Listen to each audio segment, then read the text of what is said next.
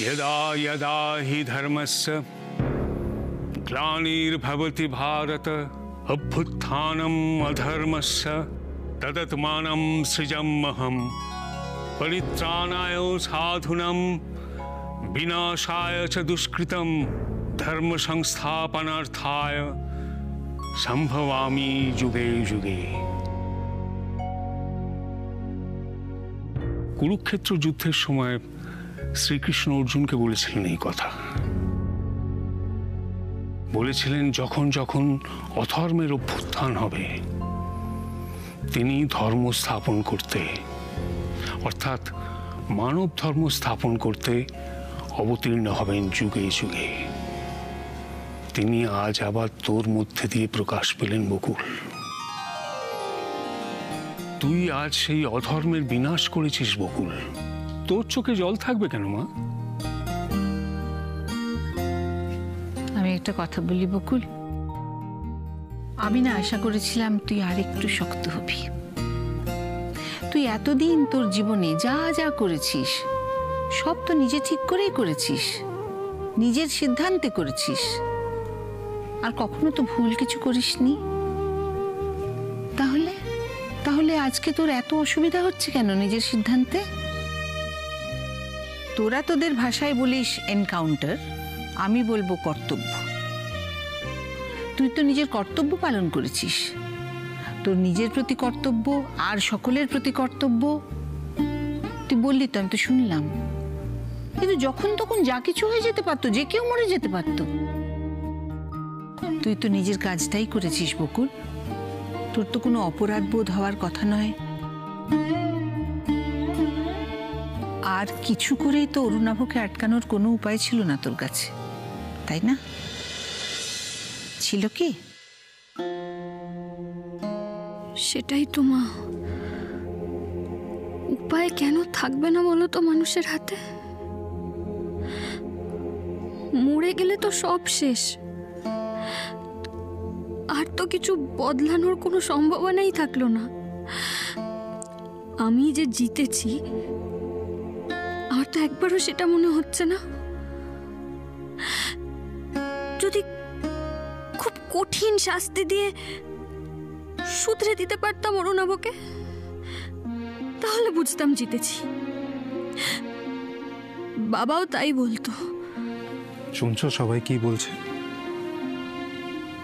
এবার অন্তত অপরাধবোধটা কাটিয়ে ওঠার চেষ্টা করো বকুল, বরং মনটাকে আরো শক্ত করো। যেটা ঘটে গেছে সেটার থেকে আমাদের জীবনে অনেক অনেক কঠিন পরিস্থিতি আসতে চলেছে। সেটার মোকাবিলা কি করে করবে তার জন্য মনে মনে প্রস্তুতি নাও। We need your support বকুল। সেই আবার হত্যা, আবার হয়তো কিছু মানুষ অকারণে মারা যাবে। আমার আর এসব ভালো লাগছে না। এত হিংসা কেন?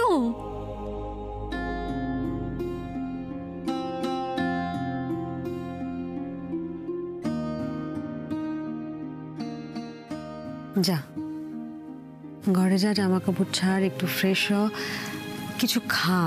যা। ইচ্ছে করছে না কাকিমণি খেতে। এরকম বললে কি করে হবে মা? এটা কিন্তু একটা রাত না খেলে কিচ্ছু হবে না, বিশ্বাস করো। আমার খিদে পেলে আমি মাঝরাতে উঠে খাবো।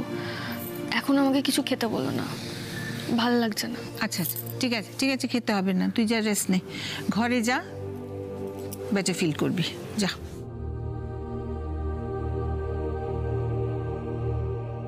বকুল প্লিজ, খবরে কি দেখাচ্ছে এগুলো নিয়ে প্লিজ ভেবো না তুমি। ওরা আজ এগুলো দেখাতে পারছে তার একটাই কারণ, তোমরা এখনো ওই ভিডিওটা লোকের সামনে আসতে দাওনি বলে। দেখো, যেদিন পুলিশ ওই ভিডিওটা নিয়ে প্রেসের সামনে স্টেটমেন্ট দেবে, সেই দিন যেই মানুষগুলো তোমার নামে নিন্দে করছে তারা তোমায় মাথায় তুলে নাচবে, তুমি দেখে নিও। আজকে শুধু এই ঘটনাটাই ঘটেনি,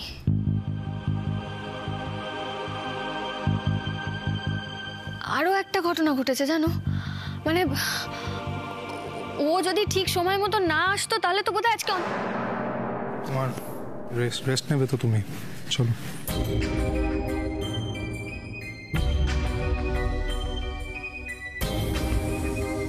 কি কি হয়েছে? ভয়ের কিছু হয়েছে? আরে না না, ওরকম কিছুই না। ওই থানায় প্রেস্টেস এসেছিল তো আমি বকুলদের একটু হেল্প করে দিয়েছি, থানার কিছু কাজ ছিল ওগুলো করে দিয়েছি, এই যা। কি লুকোলো ঋষি? বকুলকে কিছু একটা বলতে দিল না মনে হলো। ওর কপালই বা কি হয়েছে? দেখে তো চোটের দাগ মনে হচ্ছে। মারামারি হয়েছে নাকি থানায়? বকুল, সৌরভ ওখানে ছিল না? না রে দাদা ভাই, সৌরভ অনেকদিন থেকে ওর বাড়িতে গিয়ে আছে। আমার শাশুড়ি মার শরীরটা ভালো নেই, তাই। বকুল, অরুণাবকে মেরে কিন্তু তুমি ভালো কাজ করোনি।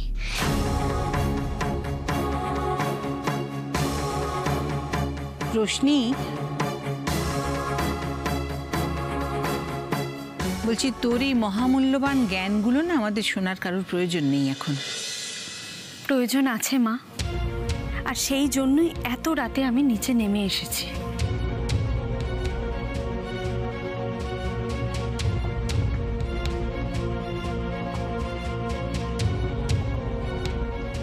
বকুল,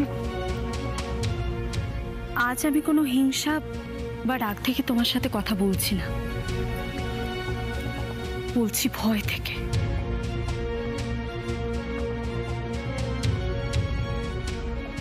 সৌরভ ফোন করেছিল, বলল রজতাপু বাবু নাকি হঠাৎই অসম্ভব চুপচাপ হয়ে গেছেন, আরো ভয় পাচ্ছে। এটা কোনো বড় ঝড়ের ইঙ্গিত।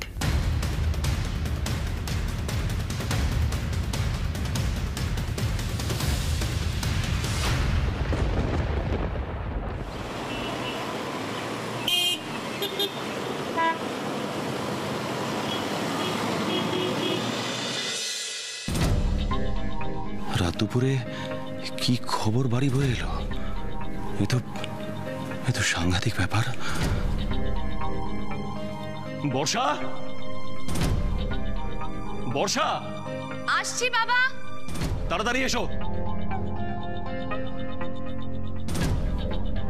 বর্ষা। হ্যাঁ বাবা, কি হয়েছে? আপনাকে এরকম টেনসড দেখাচ্ছে কেন? খবর পাওনি তোমরা? মানে কিছুই জানো না? আমাদের কোম্পানির ইনোগ্রেশনে কোনো রকম প্রবলেম হয়েছে নাকি? কুনাল, দেখলে ঠিক ধরেছি, নিশ্চয়ই কোনো প্রবলেম হয়েছে। বাবা বলছি, তোমার ইন্টারভিউ দেওয়া নিয়ে কোনো রকম প্রবলেম হয়? তুমি থামলে? একে সর্বনাশ হয়ে গেছে, আর ও নিজের কোম্পানি নিয়ে পড়ে আছে। তার মানে তুমি আমাদের কোম্পানি ছাড়াও অন্য কোনো কোম্পানির সাথে যুক্ত? কুনাল, কি হচ্ছেটা কি? বাবা আপনি বলুন তো কি হয়েছে? কিছুক্ষণ আগে পার্টি অফিস থেকে ফোন এসেছিল। ও বুঝতে পেরেছি, আমার পার্টি থেকে বাদ দিয়ে দিয়েছে তোমাকে। তোমাকে মারবো না। বাবা বাবা বাবা, আপনি শান্ত হন একটু, আমি দেখছি। এই শোনো, তুমি যদি মুখটা বন্ধ রাখতে পারো তাহলে এখানে থাকো, নাহলে যাও এখান থেকে।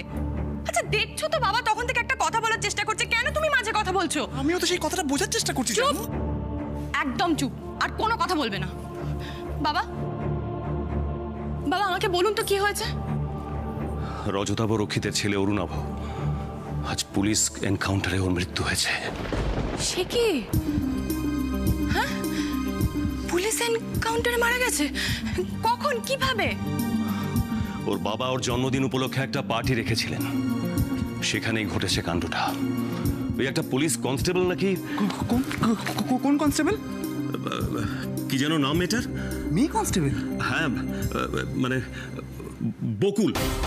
হ্যাঁ, ওই বকুলি কাণ্ডটা ঘটিয়েছে। পার্টির মধ্যে বকুলি অরুণাভকে গুলি চালিয়ে মেরে ফেলেছে।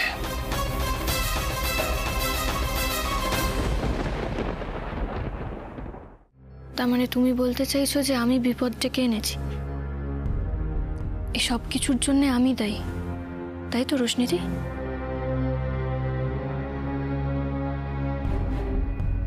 দেখো বকুল, আমি কিন্তু তোমাকে প্রথমেই বললাম আমি এখন এখানে কোনো রকম রাগ দেখাতে আসিনি।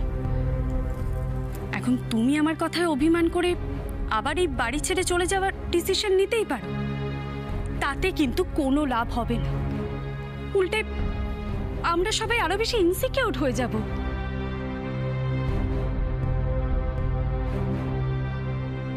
রজতাভ রক্ষিত যখন তখন যা খুশি আমাদের সঙ্গে করতে পারে, কারণ তুমি ওর ছেলেকে মেরেছ। এখন তুমি এখানে থাকো বা এখান থেকে দূরেই থাকো, এই মুহূর্তে আমাদের বাড়ির প্রত্যেকে আমরা সকলে কিন্তু রজতাভ রক্ষিতের শত্রু।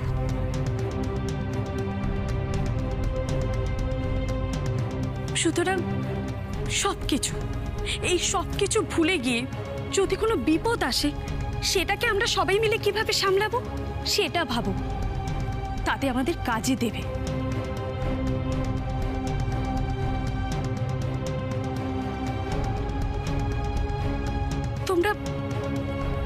তোমরা কি সবাই বুঝতে পারছো আমি কেন এই কথাগুলো বলছি?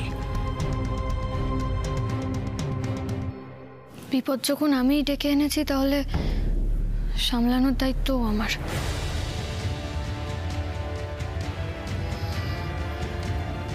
এই পরিবারের কারুর গায়ে একটা আঁচও লাগার আগে রজতাভ রক্ষিতকে আমার মৃতদেহের ওপর দিয়ে যেতে হবে। এমা ছি বকুল, কি কথা বলছিস এসব তুই? ঠিকই বলছি মা, আমি কারুর কিচ্ছু হতে দেবো না। চুপ করো তুমি। এত কিছু বড় হয়ে যাওনি যে সবার দায় তুমি একা নেবে। কেন, আমরা কি মরে গেছি? যে বিপদই আসুক না কেন আমরা একসাথে তার মোকাবিলা করব। আমাদের হারানো অত সহজ নয়। একদম ঠিক, আমরা একসঙ্গে লড়াই করব আর জিতবো। বিপদের সামনে মাথা নোয়াবো না। শুধু কালকের দিনটা সবাইকে খুব সাবধানে থাকতে হবে। কাল না কেউ তোমরা বাড়ি থেকে বেরিয়েই না, বাড়িতেই থেকো। আমিও খুব তাড়াতাড়ি ডিউটি সেরে বাড়ি ঢুকে যাব। কালকে এমনিতে ছুটি আছে, কিন্তু আমাকে একবার অফিস যেতে হবে। কেন, স্পেশাল কিছু আছে নাকি? কালকে বিশ্বকর্মা পুজো, তো পুজোটা হয়ে গেলেই অবশ্য আমি ফিরে আসবো। কালই বিশ্বকর্মা পুজো না? হ্যাঁ, কাকুমনি তো নেই, আমাকে একাই সবকিছু অ্যারেঞ্জ করতে হবে। তাহলে যাবি, কাজ থাকলে তো যেতেই হবে। সত্যি তো, মানুষ তো আর বাড়িতে বসে থাকতে পারবে না কাজ ফেলে। তবে বকুল যা বলল, সবাইকেই আমাদের একটু সাবধানে থাকতে হবে। আর বকুল, যা বাবা, তুই কি শুয়ে পড়। তোকেও তো কাল সকালে কাজে বেরোতেই হবে, রেস্ট দরকার তোর, যা। তুই চা কফি কিছু খাবি? না, আসছি।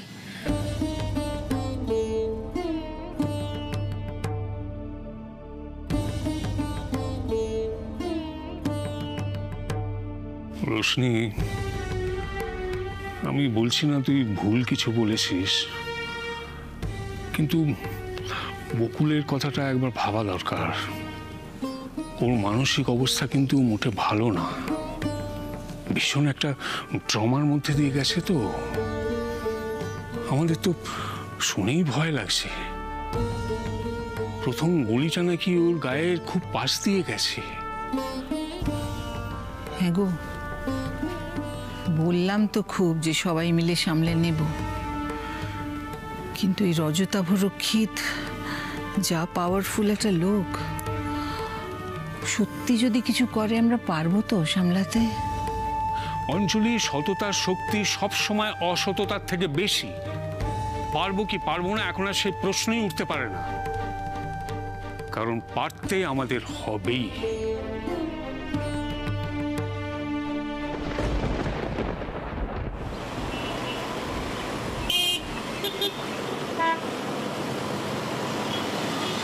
আজকে এই মুহূর্তে যেটা খবরের শিরোনামে রয়েছে, সেটা হলো কিছুক্ষণ আগেই ভরা পার্টিতে কনস্টেবল বকুল রায়ের হাতে প্রাণ হারিয়েছেন মন্ত্রী শ্রী রজতাভ রক্ষিতের পুত্র অরুণাভ রক্ষিত।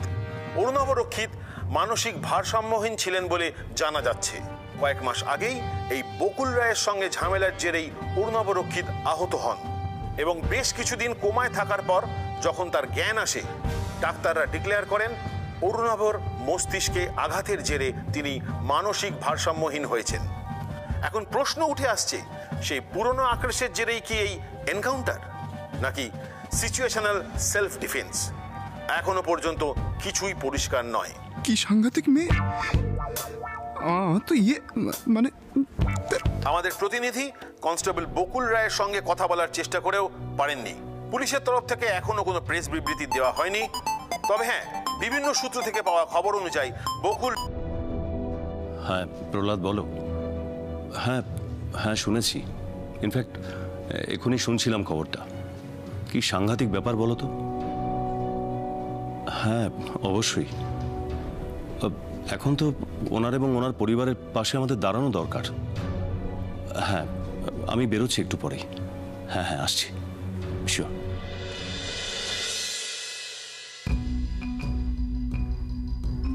বর্ষা, আমি একটু বেরোবো বুঝলে, আমার একবার যাওয়া উচিত।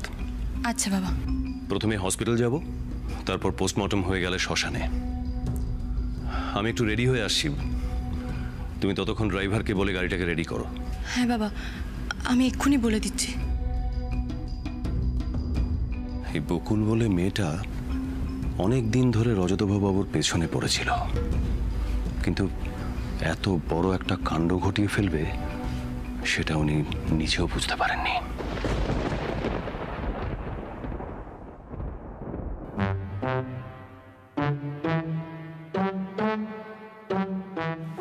বকুল মন্ত্রীর সামনে মন্ত্রীর ছেলেকে এনকাউন্টার করে দিল।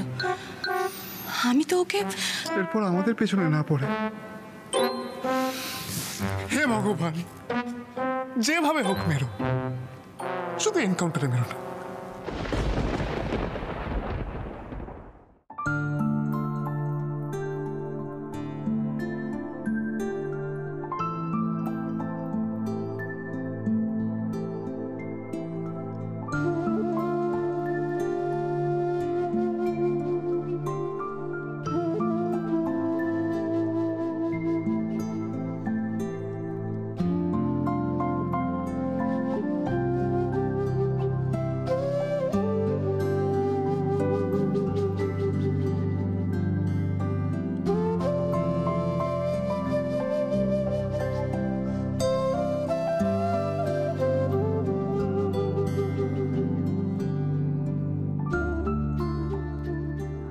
পিস্তল দেবো না গুলি দেবো, কোনটা? হ্যাঁ পিস্তল। না দেবো না, আমি তোমার মতো গুলি করবো।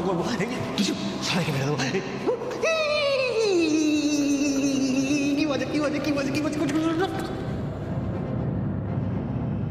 এটা দিয়ে আমি সবাইকে মেরে দেবো।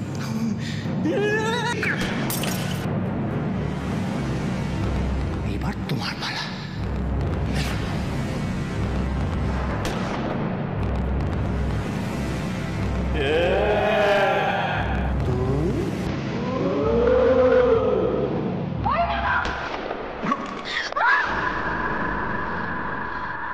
বকুল,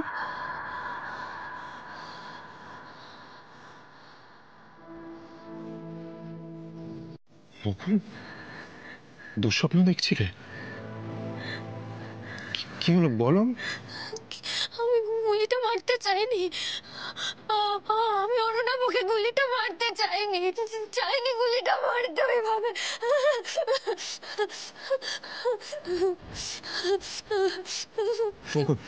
বকুল জলটা খাও। বকুল, এই বকুল জলটা খাও। খাও।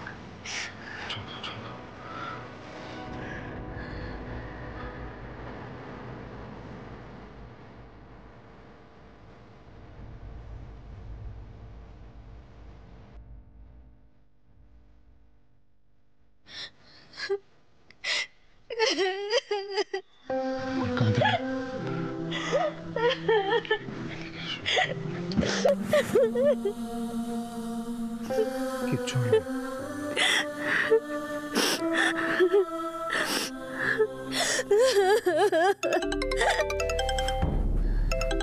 এত রাতে কে ফোন করলো?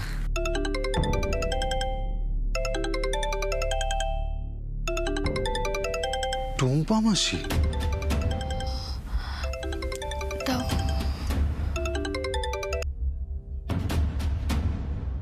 হ্যাঁ টুম্পা মাসি বলো।